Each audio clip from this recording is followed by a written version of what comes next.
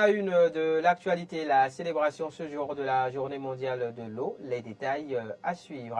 À suivre également dans cette édition, comme chaque vendredi, les analyses de Peggy Ludovic Dagba, rédacteur en chef de Eden TV et Diaspora FM, sur quelques sujets d'actualité. Puis sur le continent, un mot de la présidentielle au Sénégal. À 2 jours du scrutin, la campagne électorale s'intensifie.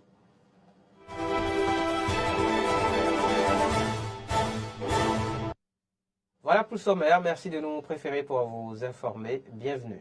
Ainsi que je vous le disais en titre, la communauté internationale célèbre aujourd'hui la journée mondiale de l'eau. C'est la 31e édition placée sous le thème « L'eau pour la prospérité et la paix ». À cette occasion, le gouvernement du président Patrice Talon, à travers la voix de son ministre de l'Énergie, de l'Eau et des Mines, Samou Seydou Adambi, a réitéré à la communauté nationale et internationale l'engagement à faciliter l'accès universel à l'eau potable pour toutes les populations. L'autorité ministérielle a également retracé les grandes réalisations dans le secteur de l'eau ces dernières années. Vous suivrez un extrait de son message dans nos prochaines éditions. Dans un autre registre, la ministre du Travail et de la Fonction publique, Adijatou Matisse, accompagnée d'une forte délégation de son cabinet, a effectué hier matin une visite au sein de la zone industrielle de Gouloudigbe. C'est le directeur de la CIPI Bénin SA, Léontondi Béton, qui a conduit cette visite guidée de l'autorité ministérielle. Arthur Wendo. Il sonnait 10h12 quand le ministre du Travail, de la Fonction publique et des Affaires sociales, Adijatou Matisse, a foulé le sol de la zone économique et industrielle de Gouloudigbe. Accueilli avec la délégation qui l'accompagne, le ministre a eu droit, dans un premier temps, à une séance de travail avec les responsables en charge de la gestion du site. Au thème de cette séance de travail fructueuse, le ministre et sa délégation ont eu droit à une visite guidée des installations ultramodernes de la première unité intégrée de textile du parc textile de la GDIZ. Satisfaction totale au dire de Adijatou Matisse, ministre du Travail, de la Fonction publique et des Affaires sociales.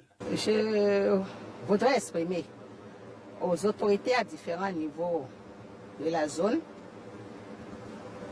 toute ma satisfaction et ma fierté de voir tout ce qui se réalise sur site ici depuis quelques années.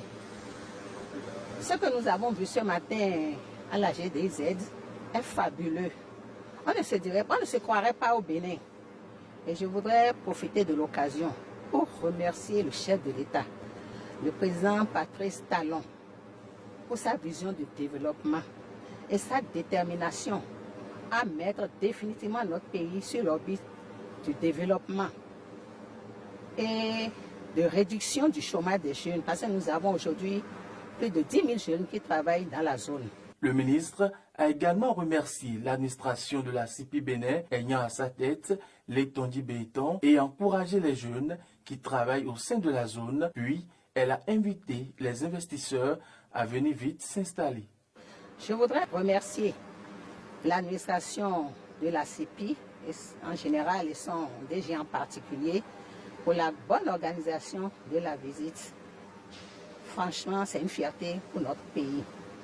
Nous avons également vu les employés au travail et les avons encouragés à poursuivre leur travail sans répit, à se sacrifier si nécessaire pour augmenter la production des entreprises dans lesquelles ils servent. Ce qui est certain, c'est la productivité augmente, leurs conditions de vie de travail seront également améliorées. S'il y a des investisseurs qui ne sont pas encore ici, qui hésitent, on devrait leur demander de tout mettre en œuvre pour venir s'installer ici. Il y a des conditions favorables pour leur installation. Avant de partir, Adijatou Matisse, se prononçant sur la législation du travail, a promis se rendre disponible afin de travailler étroitement avec la maison, afin de garantir aux employés de très bonnes conditions de travail. À la législation du travail, je voudrais dire au DGCP ma disponibilité et celle de mes collaborateurs à travailler collégialement avec lui, qu'il s'agisse, je disais tantôt, de la santé et sécurité au travail, de la protection sociale, du dialogue social, etc. pour faire développer la zone. Nous ne sommes pas là pour que les agents arrivent à cesser le travail, pas du tout. Nous devons les coacher, nous devons les sensibiliser et aussi, comme je l'ai dit, garantir auprès de leurs employeurs de bonnes conditions de travail. D'ici fin 2024, l'objectif de la GDZ est d'avoir des unités de confection de vêtements d'une capacité de 36 millions de pièces contre 5 millions en 2023. Cette édition se poursuit. Le Bénin prendra part à la 60e édition de l'exposition internationale de Venise en Italie. Le gouvernement, à travers le ministère du Tourisme, de la Culture et des Arts, s'active pour une participation des plus réussis. Jean-Michel Abimbola était hier face à la presse. Objectif, décliner les tenants et aboutissants de cette première participation du Bénin à cet événement mondial. La Biennale de Venise, créée en 1895, se veut être un carrefour mondial de révélation au monde de l'art contemporain. L'édition 2024, intitulée Everything Precious is Fragile, qui signifie en français toute chose précieuse et fragile, va donc permettre de révéler au monde le génie artistique béninois. La participation du Bénin à la Biennale de Venise est motivée par cette politique culturelle mise en œuvre depuis 2016 et qui vise à faire de la culture, des arts en lien avec le tourisme, le deuxième pilier de développement de notre pays derrière ou après l'agriculture. L'ouverture d'un pavillon béninois s'inscrit dans la dynamique de positionner notre pays sur la scène internationale d'abord et dans le circuit mondial de l'art contemporain et pour surtout impulser l'éclosion de l'économie créative dans notre pays, le Bénin. L'ouverture d'un pavillon béninois à la Biennale de Venise du 20 avril au 24 novembre 2024 est la 5e étape de la marche du Bénin vers l'éclosion de cette économie créative. Le premier acte, l'acte 1 dirons-nous, c'est depuis 2016 un plan d'investissement massif qui est en cours de déploiement dans le secteur du tourisme, de la culture. L'acte 2, et ça vous l'avez saisi définitivement, ça a été la restitution des 26 trésors royaux du Bénin, restitués par la France en novembre 2021 et accueillis par nous tous dans une effervescence et un enthousiasme à nul autre pareil. L'acte 3, justement, vient à la suite de cette restitution. Ça a été l'organisation de l'exposition publique diptyque Art du Bénin d'hier et d'aujourd'hui, de la restitution à la révélation. L'acte 4, ça a été à la suite de cette exposition événement, la mise en itinérance à partir de janvier 2023 du volet contemporain de cette exposition qui circule dans le monde, qui, après Rabat au Maroc, est allée jusqu'à la fin du mois à Fort-de-France en Martinique et à partir du mois d'octobre sera à Paris dans un autre territoire français. La présence béninoise à cette biennale repose sur 4 thèmes. Il s'agit des thèmes clés que vous allez retenir autour de la spiritualité, autour du vaudou, autour de la figure de l'Amazone, autour de la traite négrière.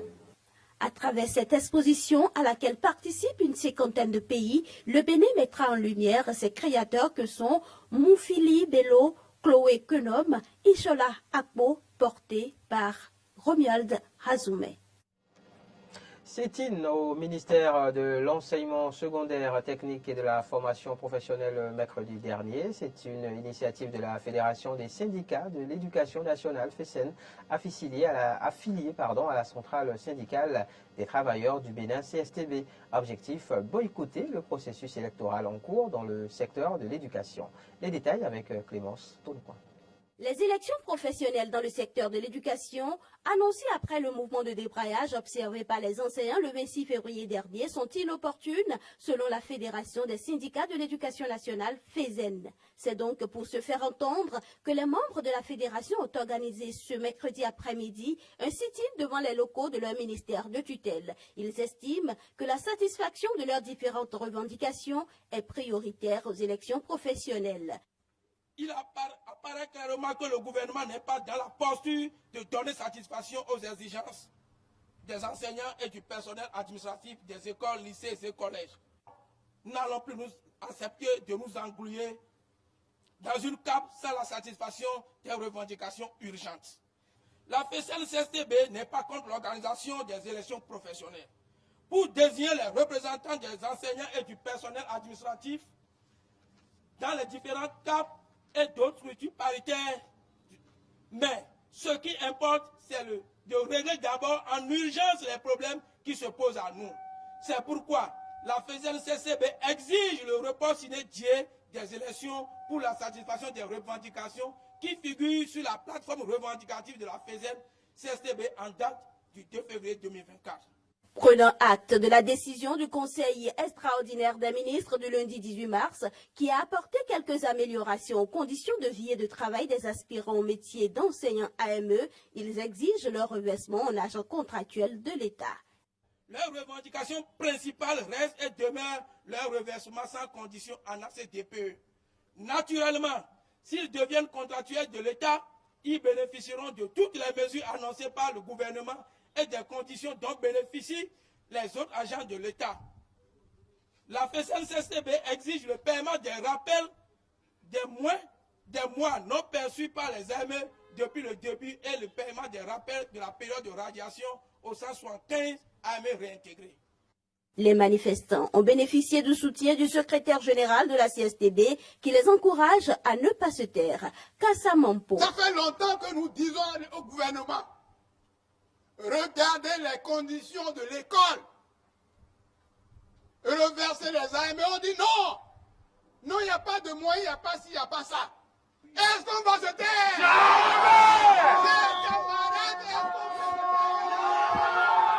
Recevant la motion de la FESEN, le secrétaire général du ministère de l'enseignement secondaire, technique et de la formation professionnelle, Cyril Aïnamon, a promis de rendre compte à qui de droit. Retour en plateau pour la suite de cette édition et ainsi que je vous l'annonçais dans les titres, on reçoit à présent Peggy Ludovic Dagba, rédacteur en chef de EDN TV et Diaspora FM. Peggy, bonjour. Bonjour à vous, Ahmed Arepa, chers amis téléspectateurs, bonjour. Le chef de l'État, Peggy Ludovic Dagba, a promulgué le nouveau code électoral. Eh oui, Ahmed Arepa, on ne pouvait pas s'attendre au contraire, à autre chose. La loi a été votée par l'Assemblée nationale, le code révisé, passé devant la Cour constitutionnelle pour son contrôle de constitutionnalité. Et ça s'est bien passé, ça a été un test réussi. Donc il ne restait que pour le président de la République de poser l'acte qu'il faut. Il l'avait déjà dit, si le test vient sur ma table, moi je vais le promulguer. Et donc c'est ce qu'il a fait en début de semaine et qui donc désormais fixe les règles du jeu. En fait, c'est ça, c'est de ça qu'il s'agit. Les nouvelles règles qui devront gouverner les élections qui viennent, et bien sûr, sont contenues dans ce code dont on a parlé de long en large. Ici, juste après la promulgation, il me plaît quand même de mettre l'accent sur la nécessité pour chaque formation politique de s'apprêter ou de commencer à travailler pour respecter les différentes conditions qui sont contenues dans ce code. On s'entend que désormais les 20% pour valider les sièges par circonscription électorale sont là et c'est l'obligation essentielle pour chaque parti politique qui devra donc dès lors commencer à se préparer, commencer à travailler sur le terrain. Parce que ce n'est plus ce que c'était qui, ma foi, va prévaloir, où on a dit les 10%, et puis évidemment qui était vraiment difficile pour chaque formation politique. On a entendu un peu la récrimination des petites formations politiques, et c'est ce qui a fait que seuls 3 partis ont réussi à émerger du lot. Maintenant, le code veut aller plus loin, en disant, vous avez réussi le premier test. Il y a un nouveau maintenant. Il faut passer à une étape supérieure. Et cette étape, c'est les 20%. Et Par circonscription électorale. Par circonscription électorale. Et vous-même, vous savez que pour avoir 20% des suffrages exprimés, ce n'est pas du tout facile. Et donc, il faudra que les partis politiques se réinventent et trouvent les formules pour vraiment prendre pied. Parce que c'est nécessaire. À une époque donnée, nous avons regretté la multiplication exponentielle des formations politiques dans ce pays, où chaque famille pouvait avoir son parti politique. Chaque maison avait son parti politique, pratiquement, on va dire. Donc, il s'agit aujourd'hui pour les formations politiques qui veulent désormais, parce que la chose politique est désormais dévolue aux partis politiques, de s'implanter sur toute l'étendue du territoire national. Il faut désormais avoir de grands ensembles. Et en cela, moi je pense que c'est un clin d'œil, c'est un pavé qui est jeté dans la mare de certaines formations politiques qui tentent de tenir, de mériter leur nom, mais qui, substantiellement, sur le terrain, font franchement accuser des échecs. Parce qu'ils ne sont pas représentés partout sur toute l'étendue du territoire national. On est en train de finir avec les partis ethniques, avec les fiefs électoraux, où on dit, ouais, moi je suis du Mono, je m'apparente au parti PSD, Parti social-démocrate. Non, je suis du Zou, je m'apparente au parti La Renaissance du Bénin. Non, je crois que c'est fini. Le nouveau code électoral veut maintenant que ces partis politiques-là puissent s'étendre sur toute l'étendue du territoire national. Je ne suis pas membre de parti politique, sinon on va réfléchir ensemble. Je suis prêt même à apporter mes idées aux formations politiques pour qu'ils puissent vraiment s'étendre. Et bien, ce n'est pas deux choses. C'est travailler à s'implanter, c'est travailler à se faire connaître dans chaque localité de notre pays. Et je pense que le jeu est ouvert. C'est peut-être difficile pour les petites formations politiques qui n'ont pas les moyens, parce que c'est une affaire de moyens. Justement. C'est une affaire d'argent. Certaines formations politiques ne risquent pas de disparaître de ce fait. C'est très important. Au moins, il y a le financement politique qui accompagne le financement public, qui accompagne les formations politiques. 3 aujourd'hui, et 4, pardon. Il y a l'Union progressiste, il y a les FCBE, il y a les démocrates et le Bloc républicain. Eux, au moins, ils peuvent se baser sur ces financements publics pour pouvoir organiser leur présence, leur avancée sur le terrain. Mais les autres partis politiques sont obligés d'aller revoir un peu, d'aller voir puiser dans leur caisse. Et pourquoi pas? Et la meilleure façon, en fait, pour ces genres d'initiatives, pour qu'elles prospèrent, c'est qu'on se cotise.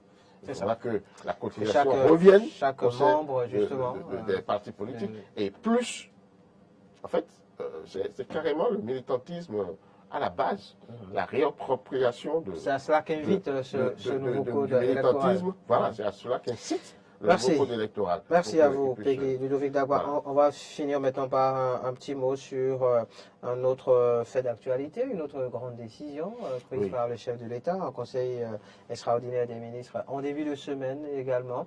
Il s'agit de ces nouvelles mesures donc, en faveur des AME. Les aspirants au métier d'enseignant. Vous savez, ce nouveau corps qui est venu, que nous devons à l'avènement de la rupture, et bien sûr, a commencé à exprimer ses désidératas, ses problèmes. Au départ, c'était 9 mois sur 12 qui étaient payés. Aujourd'hui, je crois que le gouvernement a entendu les porter à 12 mois sur 12. Ce qui est très important parce que c'est quand même des enseignants, c'est quand même des citoyens.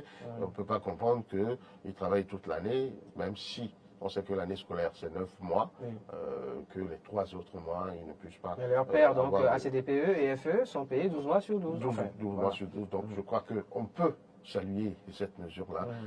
C'est une mesure sociale qui, franchement, va aider cette couche qui, en réalité, assure l'avenir du pays. Parce que c'est eux qui éduquent les enfants à la base. L'avenir de demain. Avant d'aller à l'enseignement supérieur. Donc c'est très important. Le chef de l'État, le gouvernement, a dû consentir à cela. il faut dire aussi que c'est des gens qui désormais bénéficient de l'assurance maladie. Le chef de l'État reste toujours cohérent par rapport à ses objectifs. Il l'a dit, il faudra que, bien sûr, l'assurance maladie puisse être la chose la mieux partagée pour les fonctionnaires. Je crois qu'ils sont rentrés dedans et c'est une très bonne chose. Une bonne nouvelle également pour les femmes enseignantes, AME, qui désormais peuvent bénéficier du congé maladie, ce qui n'était pas de congé de maternité, voilà. Ce n'était pas une réalité. Entre-temps, aujourd'hui, je n'ai pas une raison pour leur dire d'aller tomber enceinte à volo, mais on ne peut pas non plus gérer, contrôler la vie des couples. Chaque femme et chaque homme est appelé à procréer pour que notre société puisse se pérenniser. Donc c'est tout à fait normal, mais c'est la procréation responsable aujourd'hui qui est en vogue. Donc au moins, on peut dire que les AME, les enseignantes, et bien sûr, ont droit à cette mesure-là, qui est très importante.